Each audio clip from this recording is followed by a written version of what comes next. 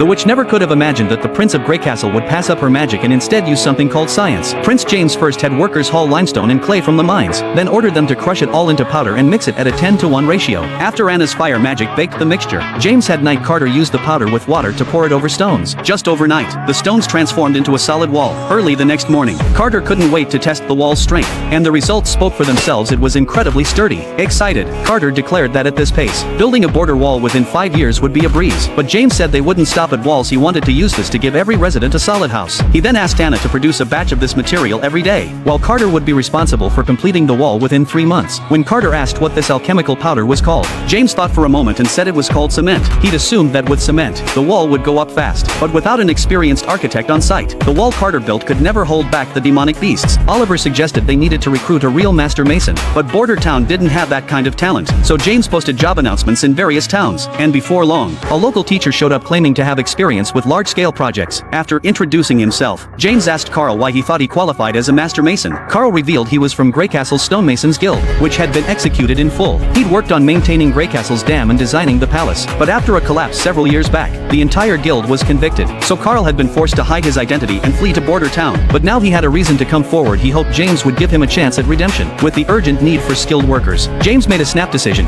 He not only pardoned Carl's crimes and hired him as master mason, but also made him a member of the administrative hall. James had high expectations for Carl's abilities as master mason. James then proposed building a wall stretching from the Dragon Ridge Mountains all the way to the Redwater River. Carl said that just digging the foundation would take 3 months, but completing everything would need at least 3 years. James mentioned he needed a wall capable of holding off the demonic beasts before they arrived this year. A simple ditch wouldn't cut it. Carl figured they could reduce the wall's overall height and width, increase the workforce to 200 people, and dig the foundation in a month and a half. But in such a short time frame, getting the stone would be a major problem. James told him not to worry and brought Carl to see the cement. Carl was amazed with cement. There'd be no need for cutting and polishing stone. Any construction could be built several times faster, and finishing the wall in 3 months wouldn't be an issue. James told Carl to go ahead with confidence, and if he needed anything or had questions, to find Assistant Minister Oliver. Just then, Carl spotted Anna and called out her name. That's when James realized this was the teacher Carl that Anna had mentioned. Carl had thought Anna had been executed long ago. James explained that in his view, witches weren't evil, and he wouldn't execute them according to the church's wishes. Besides, Anna was innocent. Relieved, Carl finally revealed his real reason for applying his student Nanawa had also become a witch. James gave a mysterious smile. Carl said